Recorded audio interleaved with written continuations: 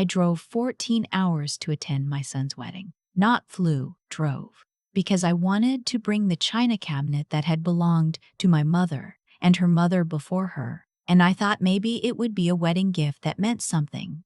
I loaded it into a rented van myself. Asked my neighbor Gerald to help me with the heavy part.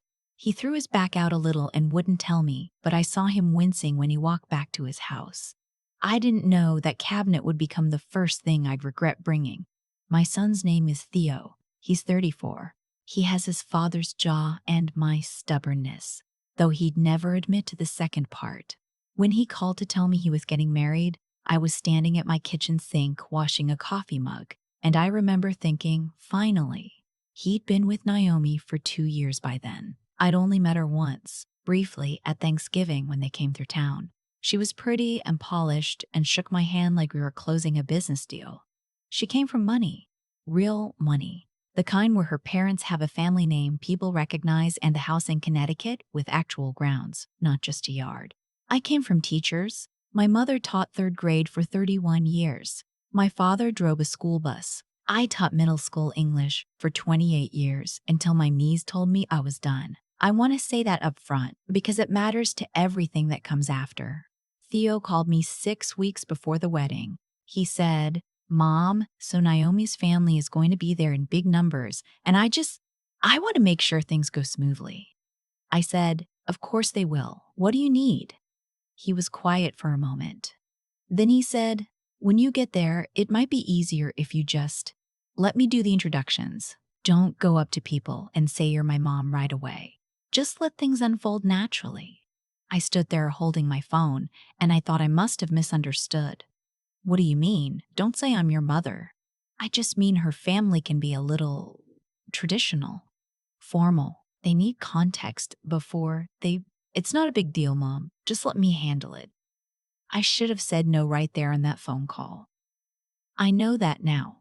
I've had 2 years to know that now. Instead, I said, "Okay, sweetheart," because he was my son and I didn't want to make his wedding harder. And sometimes when you love someone, you step on your own dignity without even noticing until later when you're standing in a parking lot somewhere, crying into a fast food bag. The wedding was in Connecticut. Naomi's family had a venue.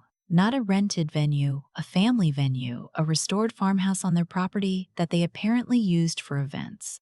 I drove up the long gravel driveway and thought, this is where my son is going to be a husband. I was proud of him. I was genuinely proud. My room was at a small inn about 4 miles from the property. Naomi's parents were staying in the main house. Her aunts, her cousins, her college roommates, several of them were staying on the grounds in what she called the guest cottages. I was at the inn with a woman named Farah who was the caterer's assistant and needed a place to stay. We shared a bathroom. I didn't say anything about the rooms. I told myself it was just logistics. The rehearsal dinner was on Friday night. I did my hair. I wore the blue dress I'd bought specifically for this, the one that costs more than I usually spend. The one my friend Joanne said made me look like somebody's elegant aunt. I was ready 40 minutes early and sat on the edge of the inn bed watching the clock. Theo picked me up. In the car, he was distracted, checking his phone, telling me about the schedule. He looked handsome. He looked happy.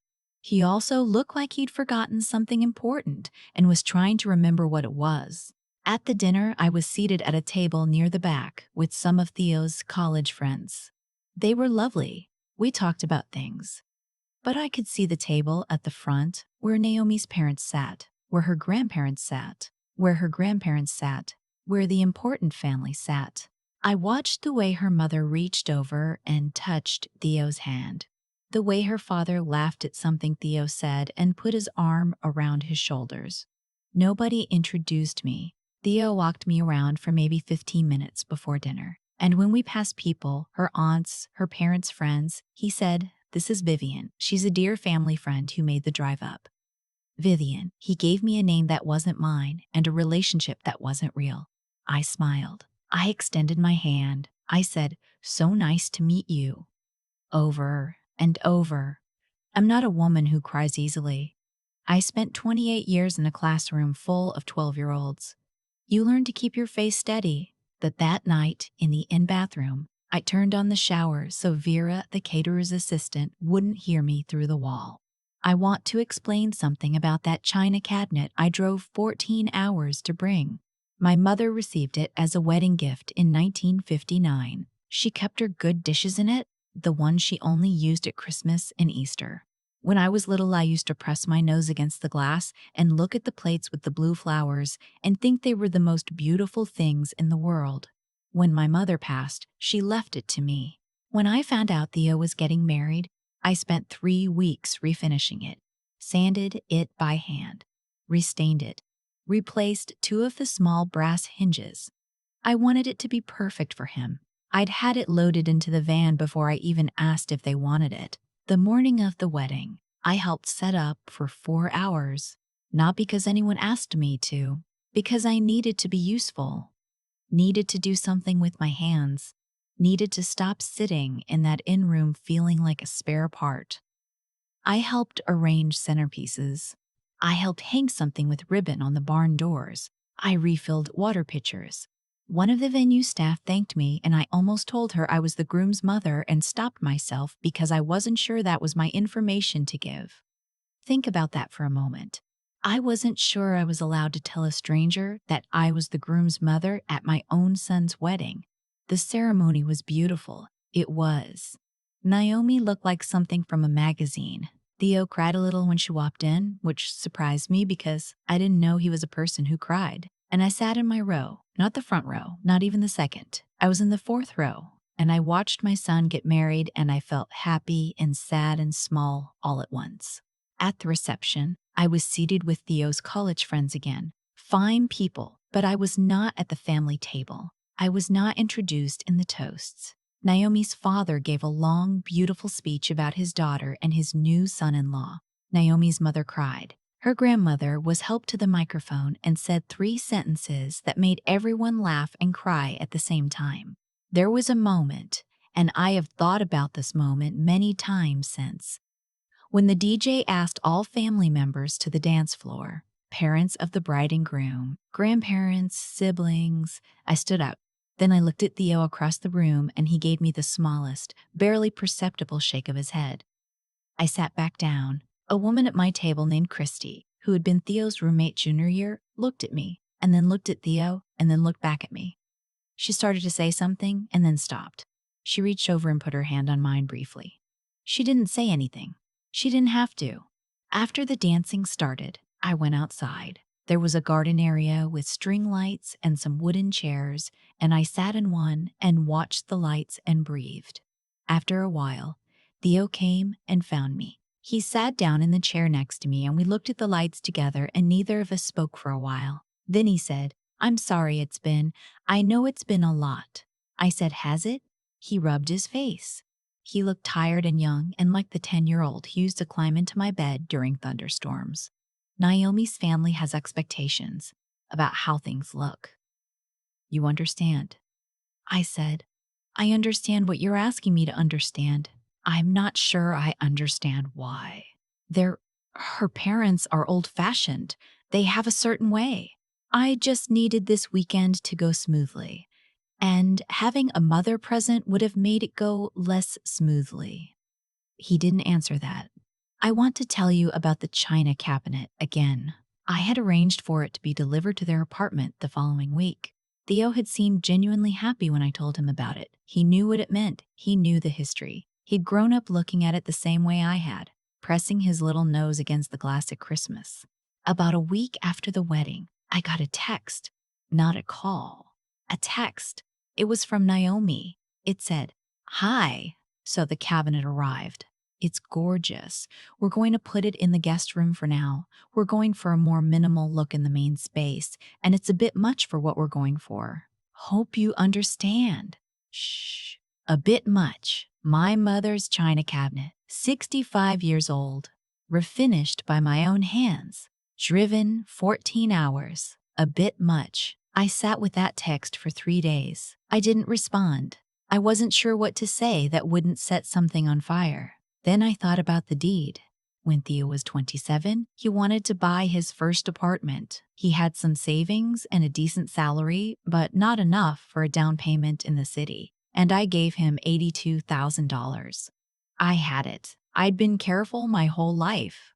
I didn't spend on things I didn't need. I'd lived in the same small house for 20 years and paid it off in 15. When Theo needed that money, I gave it to him without hesitation because he was my son and parents help their children if they can. What I had not done, and this was either wise foresight or just lucky accident depending on how you look at it, was sign anything that called it a gift. I had it documented as a promissory note. My accountant at the time had suggested it for tax purposes, and I'd agreed without fully thinking through the implications. The note said Theo owed me $82,000.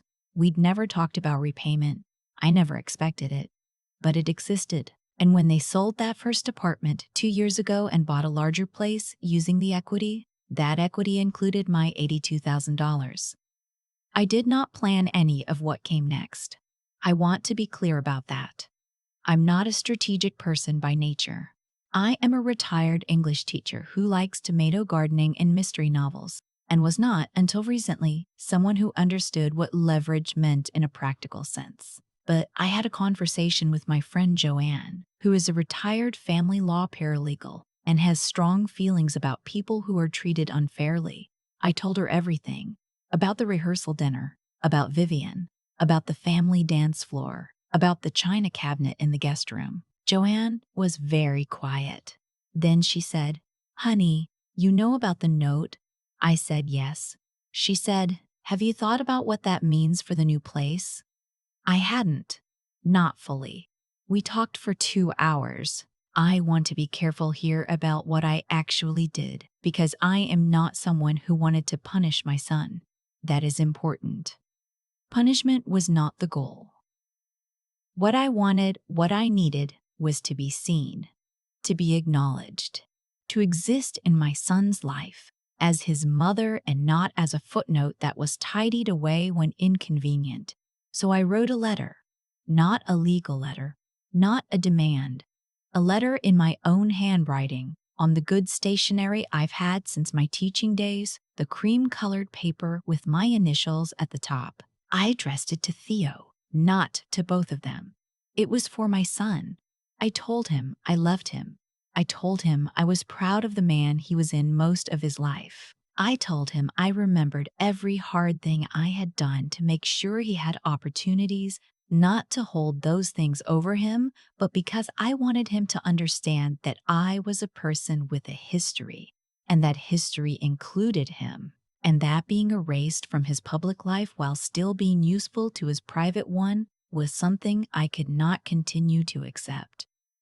I mentioned the promissory note, gently, without threat. I said I had never intended to call it in and still didn't, but that it existed, and I thought it was something we should discuss in person.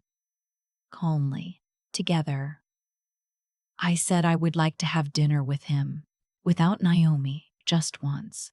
Just the two of us, because I needed to talk to my son and I needed to know my son was still in there. I sealed the letter and mailed it the old-fashioned way. He called me 9 days later. I remember because it was a Tuesday and I was in the garden, pulling up the last of the tomato cages and my phone rang, and it was him. He didn't say hello. He said, "Mom, I've been sitting with this letter for a week." I said, "I know." He was quiet for a moment. Then, "I didn't realize. I mean, I knew, but I didn't let myself. I'm sorry. I'm really sorry." I sat down on the garden bench. I had dirt on my hands. I didn't care. "Tell me what happened," I said. "Not the excuse. Tell me what you actually felt." And he did.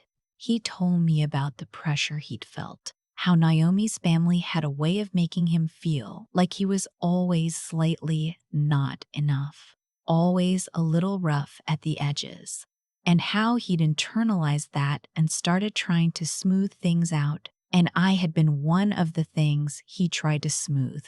He didn't say it that way, but that was what it was. He said, "That was wrong. It was wrong and I'm ashamed of it." I believed him. I know some people wouldn't. But I have known this person since he was a theoretical idea, and I know when he's telling me the truth. We had dinner. just us. He drove to me, which meant something, and we sat at my kitchen table and ate the chicken soup I'd been making him since he was old enough to eat soup, and we talked for 4 hours. We talked about his father, and about growing up, and about what he wanted his life to be, and about what he was afraid of. I did not ask him to choose. I did not give him an ultimatum about Naomi. That is not what this was. What I asked was simple. I would like to be introduced as your mother, in all rooms, to all people, from now on. That's the whole ask. That's it. He said yes. It took time after that. Things with Naomi were, she was not pleased.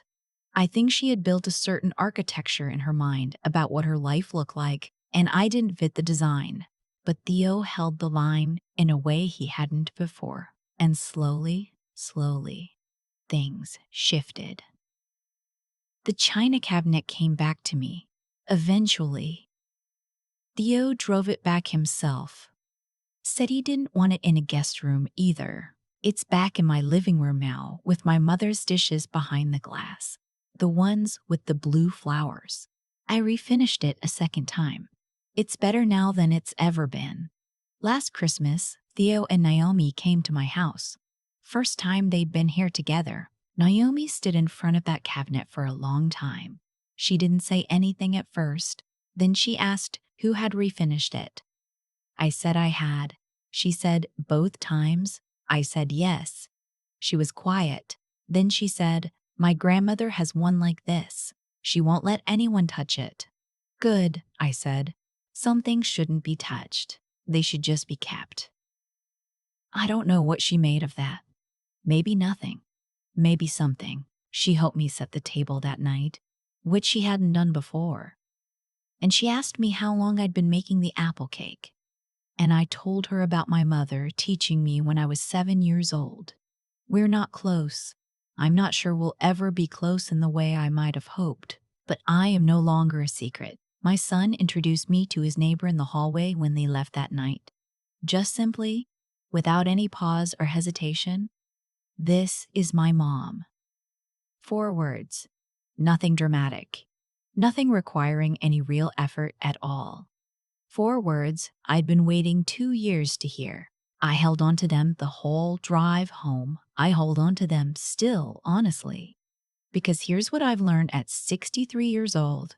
Dignity is not something other people can give you, but it is something you can ask for, and sometimes not always, not easily, not without cost. When you ask clearly and you ask with love, your son will remember who he is and who you are, and that you drove 14 hours with a china cabinet in a rented van, because that is the kind of person you raised him to understand is worth keeping. I've thought a lot about what actually happened in this story, not the events. I know those by heart. I mean, what caused what? Because nothing came out of nowhere. I gave Theo $82,000 when he needed it, and I gave it without conditions because that's who I was then. Someone who believed love didn't need paperwork. I refinished that cabinet twice with my own hands because I thought the gesture would speak for itself. I smiled and said, "So nice to meet you," to strangers at my son's rehearsal dinner while he called me Vivian. I did all of that, and for a long time, I told myself it was strength, patience, grace. It wasn't. It was avoidance. I was so afraid of making things hard for him that I made things impossible for myself. And the uncomfortable truth I had to sit with is that my silence was part of the equation. Not the biggest part. What Theo did was wrong, and I won't soften that. But I handed people the space to treat me as less than I was, and then I was surprised when they used it. That's not self-blame. That's just honesty. And honesty is where things actually started to change. When I finally wrote that letter by hand on my Get Cream stationery, the kind I'd had since my teaching days, something shifted in me before it even reached him. The act of putting it into words forced me to think clearly about what I actually wanted, not what I was owed, not what I could legally claim. What I wanted as a person, as a mother, as someone who had lived 63 years and earned the right to be known. I wanted 4 words. That's it. This is my mom. There's something about getting very specific about what you need that strips all the drama away. It's not a confrontation anymore. It's just a request. And Theo, when he finally let himself hear it, was capable of more than I'd been allowing him to be by staying quiet. I think about Naomi standing in front of that cabinet at Christmas, asking if I'd refinished it myself. Both times, there was something in her face I hadn't seen before. Not warmth exactly, not yet, but recognition. Like she was seeing the full picture of a person for the first time and having to adjust what she thought she knew. That's not a small thing. That takes something from a person too, to revise. What I've learned, and I mean really learned in the way that changes how you move through your days, is that intelligence without courage doesn't protect you. I understood the situation clearly for 2 years. I knew what was happening. I could have explained it to anyone, but knowing and acting are two entirely different muscles, and I had let one of them go soft. Resilience isn't about not breaking. It's about deciding, after you've sat on a garden chair in the dark at your son's wedding, feeling like a stranger, that you're going to say something. Calmly, lovingly, without ultimatums. But something and decency, real decency, isn't silence. Real decency is telling the truth in a way that leaves room for the other person to become better. That's what the letter was. That's what dinner at my kitchen table was. That's what Theo driving back with the china cabinet in his trunk was. He remembered who he was. I helped him do that by refusing, finally, to let him forget who I was. The cabinet is back in my living room. The dishes with the blue flowers are behind the glass. I'm not a secret anymore. That's enough. That's actually everything.